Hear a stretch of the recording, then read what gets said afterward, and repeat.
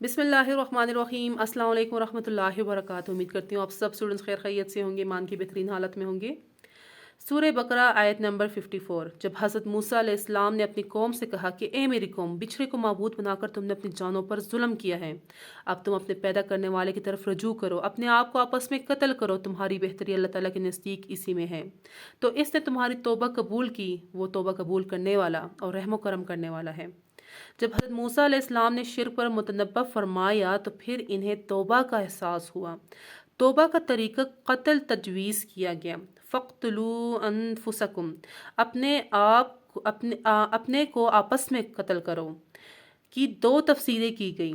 एक ये कि सबको दो सफ़ों में कर दिया गया और इन्होंने एक दूसरे को कत्ल किया। दूसरी ये कि इर्तिकाब शिर्क करने वालों को खड़ा कर दिया गया, जो इससे महफूज रहे थे, इन्हें कत्ल करने का हुक्म दिया गया। चुनाचे इन्होंने कत्ल किया। मकतूलैन की तादाद 70,000 बयान की गई है। इब्ने कसीर और फ़ताउल तक़दीर। आज का हमारा टॉपिक खत दीवानी में शीन कशीदा है। ठीक है, शीन कशीदा। शीन को आप एज अ सीन भी यूज़ कर सकते हैं। तो ये आपके पास जो है दंदानों वाला सीन नहीं होता, जो आपने लास्ट में किया था उसका नाम था दंदाना, दंदानों वाला सीन। बट इसमें दंदाने नहीं होते। दंदाने क्या होते हैं? जो आपके पास ये शोशे होते हैं। ठीक है, इसे दंदाने कहते हैं, जो ये नोकीले से निकली होती हैं। बाकी जो कशीदा होता है, कशीदा का मतलब होता है एक खूबसूरती। ठीक है, और ये कशीद मतलब एक खुला करना। तो ये शीन आपके पास खुला करके लिखा जाता है। तो पहले जो है ग्राफ बना लेते हैं। ग्राफ में अब 6 नुक्तों के ऊपर 2 नुक्ते आपने और बनाने हैं। अब ये आपके पास 1 2 3 4 5 6 खत दीवानी का अपना जो ग्राफ होता है वही आपके पास है। इसके ऊपर 2 एक्स्ट्रा लगा लेने हैं। मैंने तीसरा गलती से लगा लिया था, बट मैंने क्रॉस लगा दिया। फिर मैंने कहा कि क्रॉस लगाने का फ़ायदा नहीं है, क्योंकि आपने ता की तरह जैसे उसमें जुल्फ बनाया हुआ था, आपने जुल्फ बना देने। तो मैंने उसके ऊपर वाइटनर लगा के उसको बिल्कुल ख़त्म कर दिया, ताकि कन्फ्यूजन ही दूर हो जाए। ठीक है, अच्छा, 2 आपने बना लिए ऊपर। अब आपने करना क्या है कि स्टार्ट लेना है आपने कहाँ से? ऊपर से ही। तो यहाँ पे आपने एक लाइन खींचनी है, तो लाइन खींच लेते हैं। तो लाइन लग चुकी है। अब आपने क्या करना है कि यहाँ पे चौड़ाई के हिसाब से आपने 9 नुक्ते लगा लेने हैं। एक और नुक्ते आपने खत दीवानी के लगाने हैं। आपने स्क्वायर नहीं लगाने, वरना स्क्वायर का जो फिर लेंथ होगा वो चेंज आएगा, और खत दीवानी का आप जो लेंथ निकालेंगे वो चेंज होगा। 5 6 7 8 9, ये आपके पास 9 लग गए हैं। अब आपने इन 9 को जो है 3 में डिवाइड कर लेने हैं। 3 का टेबल कैसे होते हैं? ठीक है, 3 3 ज़र 9। तो आपने क्या करना है कि यहाँ पे रखते हुए यूँ नीचे, और फिर यहाँ पे थर्ड नंबर के बाद 3 के बाद आपने नीचे लाइन, और फिर 3 के बाद एक नीचे लाइन, यूँ। मतलब 3 खाने बन गए, पहला, दूसरा, तीसरा। अच्छा, हमेशा ना कैलीग्राफी में ज़्यादातर क्या होता है कि पहले तो जो है आपके पास, मतलब कोई भी हर्फ आप डिवाइड करें ना, तो आप देखेंगे कि उसके पहले 2 हिस्से जो है ना वो नीचे की तरफ आ रहे होते हैं। अगर आप कैलीग्राफी की कोई भी हर्फ, जैसे कि अगर मैं शीन को देख लेती हूँ, शीन आपके पास यूँ लिखा जाएगा। अगर मैं इसके यूँ 3 हिस्से करूँ तो आप देख रहे हैं कि पहले 2 हिस्से नीचे की तरफ आ रहे हैं। इसका मतलब है यहाँ क्या हो रहा है? नुज़ूल, नाजिल हो रही है, नीचे आ रही है। अच्छा, ये आप देख सकते हैं, ये ऊपर की तरफ फिर जा रहा है। इसका मतलब है यहाँ पे सऊद हो रहा है, उठान, ऊपर की तरफ जा रहा है आपका हर्फ, नुज़ूल सऊद। ठीक है, 3 हिस्से आप जब भी करें, अगर आप इसके नून गुन्ना के भी 3 हिस्से करेंगे तो आपको दिखेगा कि पहले 2 हिस्से नीचे की तरफ, आखिरी वाला हिस्सा ऊपर की तरफ उठ रहा है। तो कैलीग्राफी में कोई भी आप हर्फ देख ले तो आपको यही नज़र आएगा। ठीक है, तो स्टार्ट कैसे लेना है आपने? अच्छा, जो नीचे दायरा होता है ना, आपको पता है दायरा आपका जो है वो तकरीबन 3 नुक्तों के अंदर आ जाते हैं। 1 2 3, 3 नुक्तों के अंदर आपका क्या आता है? दायरा। जब ये तो आपको पता लग गया, ठीक है। अब आपका जो ये शीन का ऊपर से लेके नीचे वाला जो ये एरिया है, ये कितना होगा? ये आपके पास होगा 6 नुक्ते। इसका मतलब है 1 2 3 4 5 6, ये आपके पास है 6। ठीक, इतना समझ आ गया। तो अब आपने जो 6 तक मैंने लाइन लगाई है यहाँ, इसको आपने यूँ एक्सटेंड करना है यहाँ तक। 6 नुक्ते, लाइन लगाई आपने, 3 हिस्सों में डिवाइड किया। स्टार्ट लेना है आपने बा की तरफ। बा में कैसे स्टार्ट लिया था? थोड़ा सा यूँ ऊपर की तरफ। क्या ये थोड़ा सा ऊपर की तरफ हो जाएगा। ऊपर की तरफ होने के बाद फिर आपने इसको नीचे की तरफ लेके आना है और कर्व होते हुए यूँ यहाँ। ठीक है, आपने यूँ करते हुए ऊपर से, मैं थोड़ा डार्क कर देती हूँ, ऐसे आना है। अब यहाँ पे एक और चीज़ समझने वाली है, वो क्या है कि आप जब यहाँ पे कलम को रखेंगे तो कलम आपका जो है आहिस्ता आहिस्ता जो है वो बारीक होता जाएगा और यूं करते हुए आपका स्ट्रोक बनेगा। आपने पूरा जो है ना इस तरह करते हुए एंड तक नहीं लेके आना। अब यहाँ पे क्या होगा कि यहाँ पे आहिस्ता आहिस्ता यहाँ पे टच हुआ और फिर थोड़ा सा ये ऊपर की तरफ उठेगा। यहाँ पे आपके पास 1/4 का हिस्सा होना चाहिए, जैसे सुलस में था। इसको भी फिर आपने यूं बारीक करते हुए आखिर में फिर नोक आ जाएगी इसकी। ठीक, फिर थोड़ा थिन, फिर थिनेस। ठीक है, बहुत थिन हो गया यहाँ पे। तो ये चीज़ समझ ली, शेप को समझ लें, करना बहुत आसान हो जाता है फिर। तो स्टार्ट लेते हैं यहाँ से। अब कलम के एंगल को आपने देखना है और समझना है कि कलम जो है आपका वो कैसे जो है मूव कर रहा है। पहले स्ट्रेट था और फिर आपने कलम को पहले यहाँ पे 90, फिर कलम आपका यूँ यूँ और फिर यूँ और फिर कलम आपका यूँ होता जाएगा। ठीक है, तो यहाँ पे आपने रखा थोड़ा सा ऊपर, थोड़ा सा ऊपर कि ये नोक आपकी नज़र आए, और फिर आपने यूँ नीचे की तरफ ड्रैग करना है इसे। अब इसको नीचे की तरफ आप ड्रैग करते जाइए यूँ। अब यहाँ से जो है ना आपने टर्न लेना शुरू कर देना है।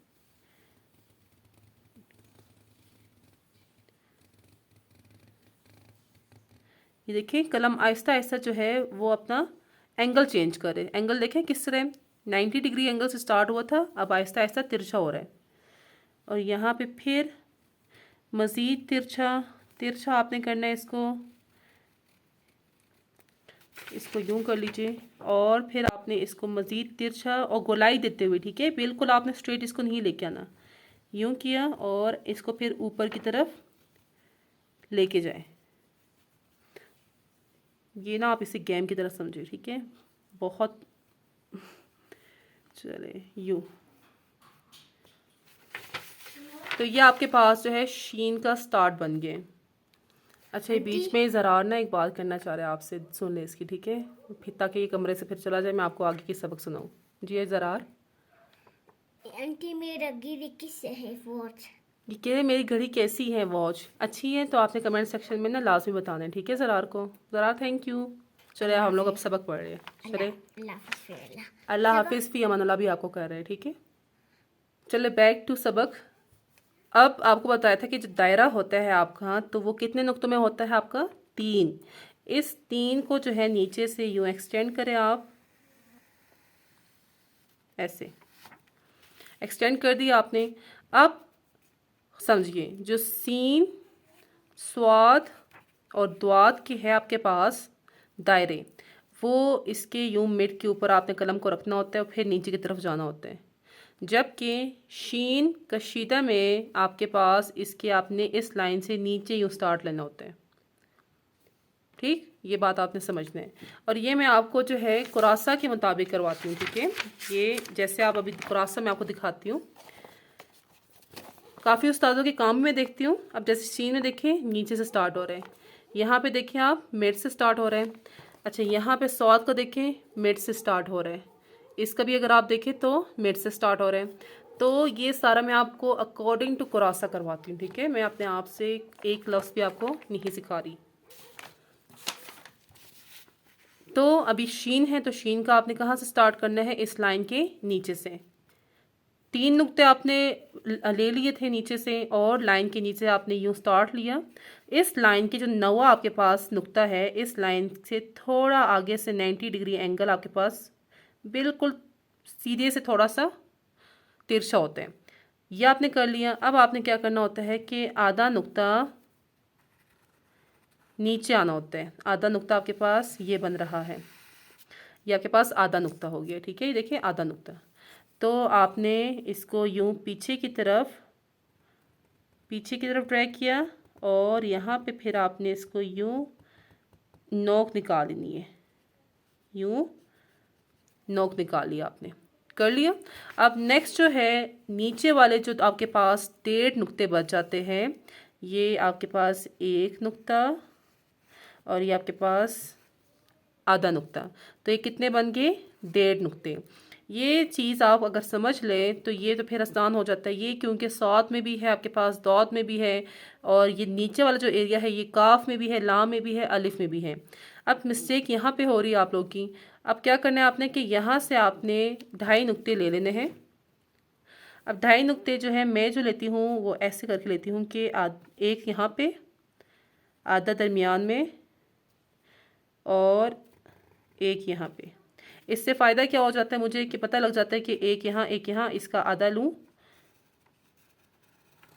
इसका मतलब ये हो गया कि मैंने इस नीचे वाले दायरे को 2 हिस्सों में डिवाइड कर लिया है।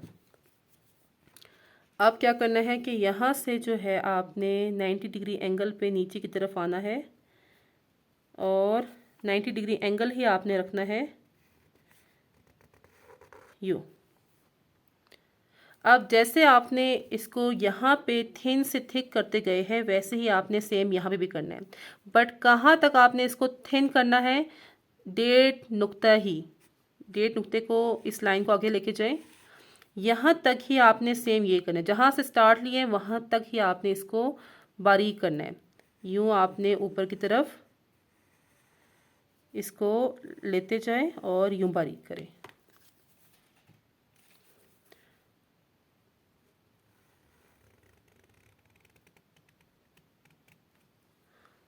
तो देख रहे हैं आपके पास जो है दोनों एंगल्स, दोनों जो साइड है वो बिल्कुल सेम आ गए।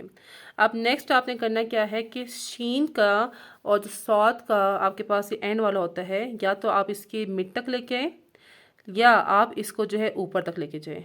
सीन में आपको मैंने ये नहीं बताया था, बट शीन में, सौद में, दौत में आप ये कर सकते हैं। तो इसको फिर आपने यहाँ से बारीक लेके जाना है। अब स्टूडेंट्स क्या करते हैं कि इसको ऊपर तक जो है ना आप यहाँ तक लाके बारीक करते हैं। नहीं, यहाँ तक बारीक करके स्टॉप, और फिर आगे जो है ना आपने क्या करना है, अपने कलम को यूँ रखा और थोड़ा सा आपने इनवर्ड्स की तरफ मूव किया और इस लाइन से थोड़ा सा यूँ आगे। तो ये आपके पास जो है दायरा बन गया। अगर दायरे को आप ऊपर से लेके नीचे तक नापते हैं तो ये आपके पास तकरीबन 3 नुक्ते स्पेस होगा, 1, 2 और 3। और ये तो आपको बता दिया है कि यहाँ से लेके यहाँ तक 1.5 नुक्ता, यहाँ पे आपने आधा नुक्ता करना है। अब आप देखें कि यहाँ से लेके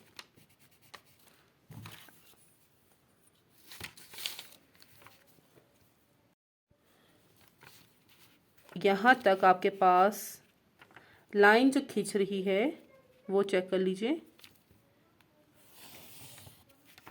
दरमियान में तकरीबन आपके पास 2 नुक्ते आने चाहिए अगर आप डायगनली देख रहे हो इसको, यूँ और यूँ। अब शीन के अपने कितने नुक्ते होते हैं, 3, और 3 नुक्ते आपको पता है कि किस तरह बने जाते हैं। इस लाइन से ऊपर आपने यूँ 45 डिग्री एंगल पे रखना है, सॉरी 45 नहीं, 80 डिग्री एंगल पे यूँ रखा है, 90 डिग्री पे आप रखें, थोड़ा ऊपर, और फिर आपने यूँ नीचे की तरफ इसको लेके आना है यूँ। तो ये आपके पास 3 नुक्ते ख़त दीवानी में बन गए। तो इसका भी अगर आप चेक करें तो ये आपके पास कुछ 45 डिग्री एंगल पे बन रहा है। इसको अगर आप चेक करें 45 डिग्री एंगल है यहाँ पे, तो आपके पास जो है 45 degree angle, 90 degree angle, 110 degree angle, ये ख़त दीवानी में आते रहते हैं। आपको एंड वाला दोबारा बता दूं कि शीन में सौद में ये थोड़ा सा ऊपर चले जाते हैं, दौत में जो नुक्ता होता है वो फिर मैं आपको अलग करके वीडियो सिखाऊंगी उसकी। या और सीन में क्या होता है कि इसके दरमियान तक ये एंड हो जाता है। शीन का भी आप ये कर सकते हैं, बट थोड़ा सा बैलेंस करने के लिए कि ये इस तरह थोड़ा ऊपर है तो इसको भी हम लोग थोड़ा ऊपर ले जाते हैं। ठीक है, तो आज के लिए इतना ही था। इंशाल्लाह मुझे उम्मीद है कि आपको अच्छे से समझ आई होगी और जो जो मिस्टेक्स मैंने बताई है आप वो नहीं करेंगे। जब मैं कहती हूँ कि वो नहीं करना तो आपने प्लीज़ वो नहीं करना। ठीक है, चलिए मिलती हूँ नेक्स्ट क्लास में इंशाल्लाह। तब तक के लिए अपना बहुत ख्याल रखिए। अल्लाह हाफिज़ एंड फ़ी अमान अल्लाह।